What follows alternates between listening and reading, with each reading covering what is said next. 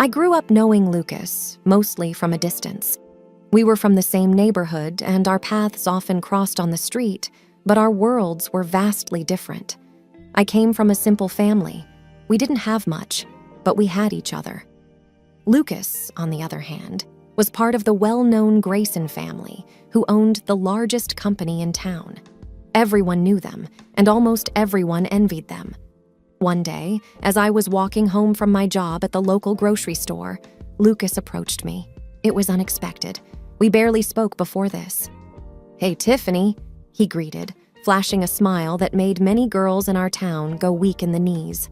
"Hi, Lucas," I replied, a bit surprised. "How are you?" "Good, thanks. Look, I was wondering if you'd like to grab a coffee tomorrow." The invite took me off guard. "Coffee? With you?" "Yeah, I mean, we've known each other for years, but never really talked. I'd like to change that. What do you say?" I hesitated, then said, "All right, why not?" From that day, things moved quickly. Our coffee date turned into dinners, movie nights, and long walks. We spent days getting to know each other. The more time I spent with him, the more I realized we had a lot in common. One evening, as we were walking by the river, Lucas turned to me and said, "Tiffany, these past few weeks with you have been amazing. I've never felt this way about anyone before." I looked up at him. "Lucas, this is all so new to me. I never expected any of this." He took my hands in his. "Neither did I, but now that we're here, I don't want to let you go." Days turned into weeks, and weeks into months. Before I knew it, Lucas was on one knee holding out a simple ring. "Tiffany, will you marry me?" Tears filled my eyes. "Yes, Lucas. Yes, I will." The news of our engagement spread quickly. Everyone was surprised. No one saw it coming. But here we were, two people from different worlds, finding love in the most unexpected place. As the wedding preparations began, I couldn't help but feel like I was living in a dream. The Grayson family was beyond supportive. They welcomed me with open arms, especially Lucas's mother, Mrs. Harriet Grayson. She was thrilled about our union and took charge of most of the wedding arrangements. "Tiffany," she said to me one day, "I want you to have the best wedding. You're going to be a Grayson now." "Thank you, Mrs. Grayson. I never imagined any of this," I replied, overwhelmed. "You deserve it, dear. Lucas is lucky to have you." The big day arrived sooner than we expected. As I stood at the altar, looking at Lucas, I felt grateful for this unexpected turn my life had taken. Little did I know, things were about to change in ways I could never have anticipated. The move to our new home was swift, just days after our wedding. It was a quaint, charming place, not too large, with a hint of vintage charm. Lucas had picked it out, saying it was perfect for us to start our life together. From the moment we stepped in, I felt an unexpected chill, not from the house itself, but from Lucas. The warmth he had exuded throughout our courtship seemed to evaporate. Our rooms echoed with silence, broken only by the mundane conversations about household chores or grocery lists. One evening, after setting up the dinner table, I tried initiating a light conversation. "The house feels cozy, doesn't it? We can maybe get some plants for the balcony?" Lucas, who was absorbed in some paperwork, merely grunted in reply. Sensing his detachment, I attempted to bridge the distance. "Lucas, is everything okay?" He looked up, seemingly irritated. "Yes, why wouldn't it be?" "I just feel you've been distant since we moved in." I hesitated. "Did I do something wrong?" He sighed heavily, avoiding eye contact. "It's nothing. I'm just busy with work." "But you're always here, at home, with me," I pointed out, trying to understand his sudden change. Lucas's voice hardened. "Look, Tiffany, I have a lot on my mind. The marriage, the house, my work responsibilities. It's all a bit overwhelming." I felt a pang in my heart. "I thought we were in this together," I murmured. He didn't respond, just got up and headed to our bedroom, leaving me alone with my thoughts and the now cold dinner. The days that followed were no different. Mornings were a hurried affair, with Lucas often leaving before I was even fully awake. Evenings were cold and silent. I tried engaging him, suggesting we go out or inviting friends over, but he always had an excuse. Mrs. Harriet Grayson, during one of her visits, sensed the tension. "Tiffany," she whispered, pulling me aside. "Is everything okay between you two?" I bit my lip, trying to hold back tears. "I don't know, Mrs. Grayson. He's changed." She gave my hand a comforting squeeze. "Give it time, dear. Marriage is a big step. Perhaps he's just adjusting." I nodded, but deep down, doubts were setting in. Was this how my married life was going to be? In the shadow of Lucas's coldness? Determined to find answers, I decided to take matters into my own hands. Days turned into weeks, and the cold atmosphere in our home continued. The initial days of trying to break the ice with Lucas had led to a routine of silence. I'd find myself often staring at the wall, counting the minutes until he'd return home. But when he did, it was as if I was living with a stranger. One evening, I decided to cook his favorite meal, hoping it might cheer him up or at least get him to talk. As I set the table, I thought of our earlier days and how he'd compliment my cooking. Now, the very idea of him sitting to eat with me seemed like a distant dream. Lucas walked in later than usual. I greeted him with a hesitant smile. "Hey, I made your favorite tonight." He glanced at the table and then at me. "I ate out." "Oh," I said, my voice barely above a whisper. "Okay." There was a moment of silence. "Lucas," I started, my voice firm, "we need to talk." He sighed, running a hand through his hair. "Not now, Tiffany." "When then? You've been distant for weeks. I don't even know what's going on in your life anymore." Lucas looked at me, his face expressionless. "It's just work. There's a lot of pressure." I nodded slowly. "But we used to talk, Lucas. We used to share. Now I feel like I'm living with a ghost." Lucas looked away, not meeting my eyes. "I need some space, Tiffany." The words felt like a blow. I took a deep breath, trying to keep my emotions in check. "Space? We live together, Lucas. We're married. If there's a problem, we should be facing it together." He didn't reply, just turned and headed towards our bedroom, leaving me standing there, lost and confused. The next morning, I woke up to find him already gone. The bed was neatly made, and a note lay on the pillow next to mine. "Had to leave early. Don't wait up." Days passed, and the pattern continued. Lucas would leave early and return late, often after I'd gone to bed. We became like two ships passing in the night, with barely any interaction. One afternoon, as I sat in the living room flipping through an old photo album, tears streamed down my face. Pictures of our early days, our smiles, our closeness, seemed like memories from another lifetime. Mrs. Grayson dropped by unannounced. Noticing my tears, she sat next to me, concern evident on her face. "Tiffany, what's going on?" Wiping my tears, I replied, "It's Lucas, Mrs. Grayson. He's changed. I feel so alone." She looked at the pictures and then at me. "Marriage has its ups and downs, dear, but communication is key." I nodded. "I've tried talking to him, but he shuts me out." Mrs. Grayson patted my hand gently. "Then maybe it's time to take a different approach. Find out what's really bothering him." Taking a deep breath, I nodded. "You're right. I need to get to the bottom of this." Determined to uncover the mystery behind Lucas's behavior, I decided it was time to take matters into my own hands. The nights were the hardest. Alone in the vast mansion, I'd often find myself waiting for Lucas to walk through the door. But more often than not, the ticking of the clock was the only sound that kept me company. One evening, after yet another night alone, desperation took over. I decided to call Mrs. Grayson. Perhaps she knew something I didn't. Maybe she could talk some sense into Lucas. "Mrs. Grayson?" I started hesitantly, when she picked up the phone. "It's Tiffany. I was hoping to speak with you about Lucas." There was a brief pause. Then, in a softer tone, she replied, "Oh, Tiffany, what's the matter?"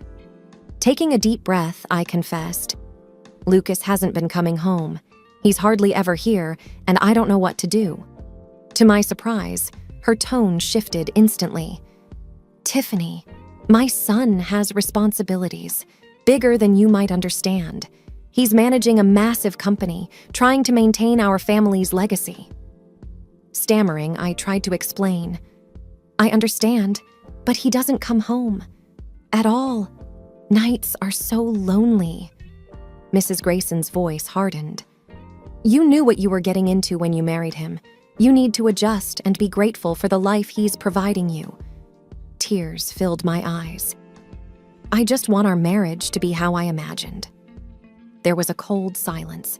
Then she said, "Lucas mentioned you might be difficult, always wanting more.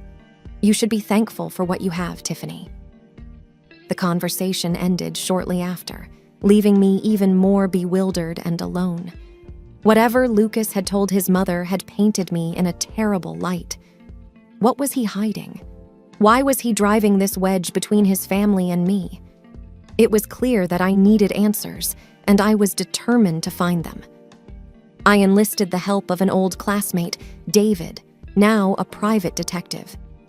Within days, he presented me with photos that made my heart sink. Days turned into nights, and my sense of isolation grew. Each evening felt like an echo of the previous one. I'd walk through the grand halls, touching the expensive decor, but feeling more disconnected than ever. One gloomy afternoon, while I sat in the drawing room staring blankly at the pouring rain outside, my phone vibrated. It was an unfamiliar number. "Hello?" I said hesitantly. "Tiffany, dear, it's Aunt Margaret, Lucas's aunt." Surprised, I replied, "Oh, hello, Aunt Margaret. It's nice to hear from you." Her voice was warm, but there was a hint of concern. "I just wanted to check in and see how you were feeling, dear. It's been so long since our last chat."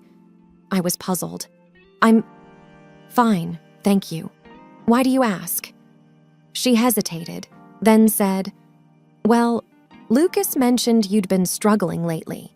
He said you'd been having a tough time adjusting and dealing with some personal health issues." I blinked in confusion. "Health issues?" Aunt Margaret continued. "Yes, he mentioned you were battling severe depression and that he's been so worried about you." The weight of realization hit me. This was the story Lucas was spinning to his family. I felt a mix of anger and disbelief. I don't know where he got that from, Aunt Margaret. I've been lonely, yes, but I'm not suffering from depression." Aunt Margaret sounded genuinely surprised.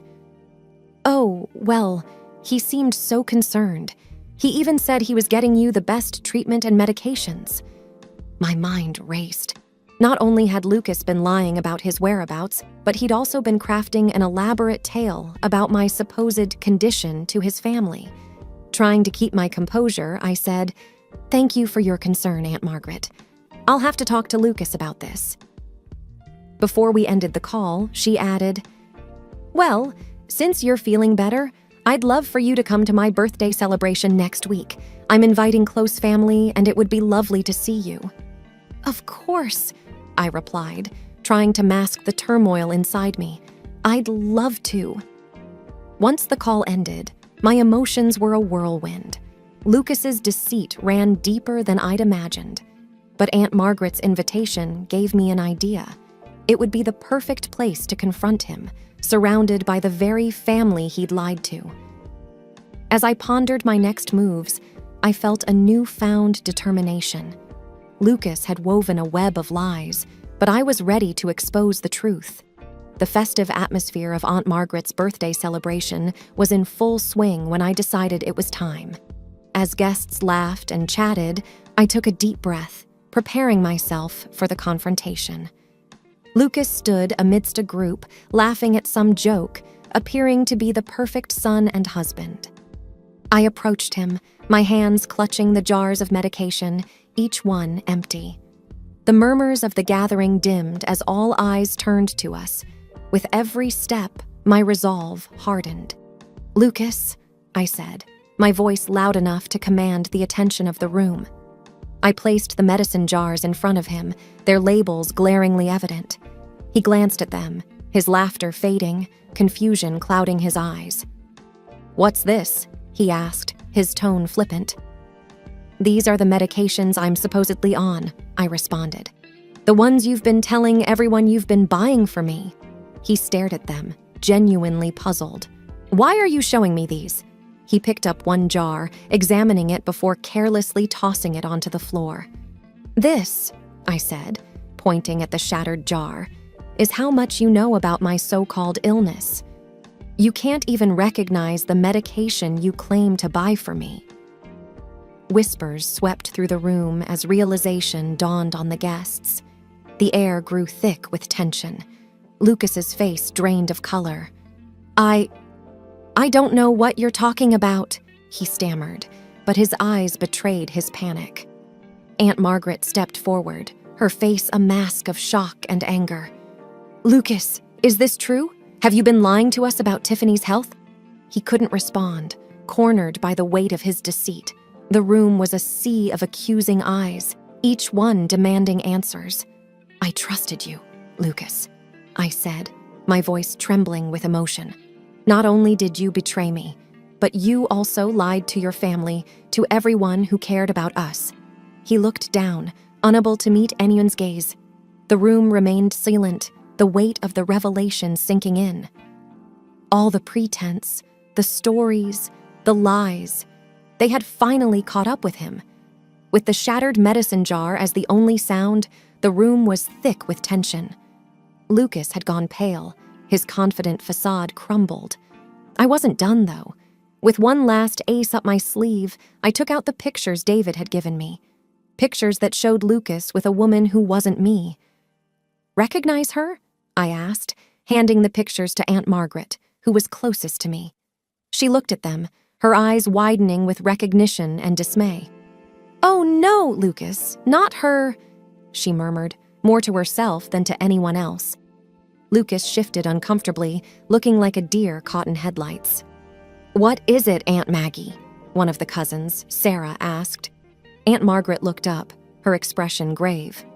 "This is Isabella Travers. She's well known in our community, for all the wrong reasons."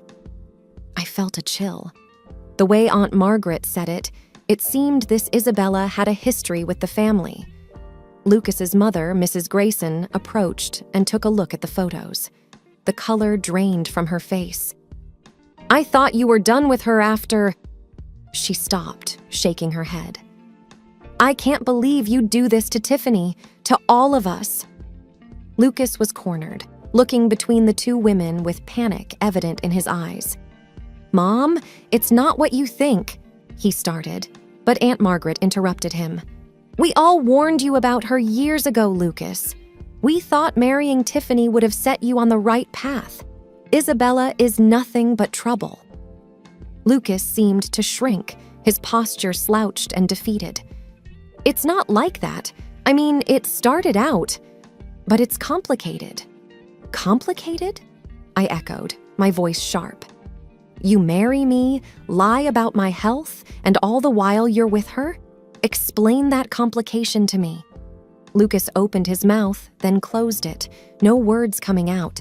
He looked broken, defeated, but I felt no sympathy. He had deceived everyone, and it was time for the truth. Aunt Margaret, visibly upset, handed the photos back to me. "Tiffany, I'm so sorry," she said. "You deserve so much better than this." I nodded, looking at the pictures. "Thank you, Aunt Maggie. All I wanted was the truth." The room was filled with murmured conversations as the party guests processed the revelations. Lucas looked around. No friends in sight, no allies to defend him. He had played his games, and now he was facing the consequences. For the first time since this ordeal began, I felt a weight lifting off my shoulders.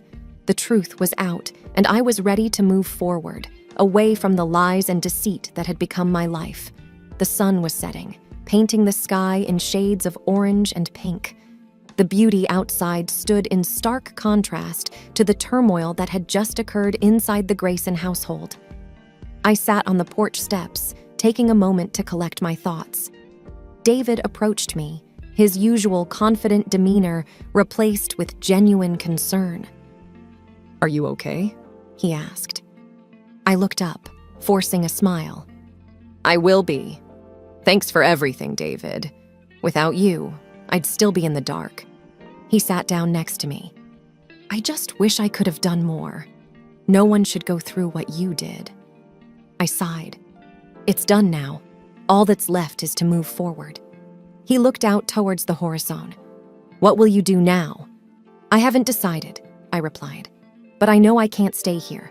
I need a fresh start somewhere away from all this." David nodded. "You deserve happiness, Tiffany. Don't let anyone tell you otherwise." I smiled, feeling a warmth despite the situation. "Thank you, David."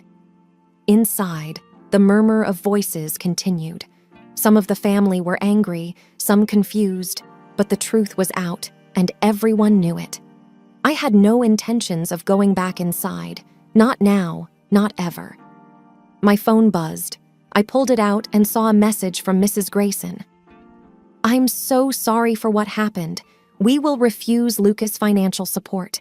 He can forget about inheriting the family company. If you ever need anything, don't hesitate to ask. Take care of yourself." I replied with a simple "thank you" and put the phone back in my pocket. After a while, David stood up. "I should get going. If you ever need anything, Tiffany, just call, okay?" I nodded. "I will. Thanks again, David." He smiled, patting my shoulder reassuringly, and walked away.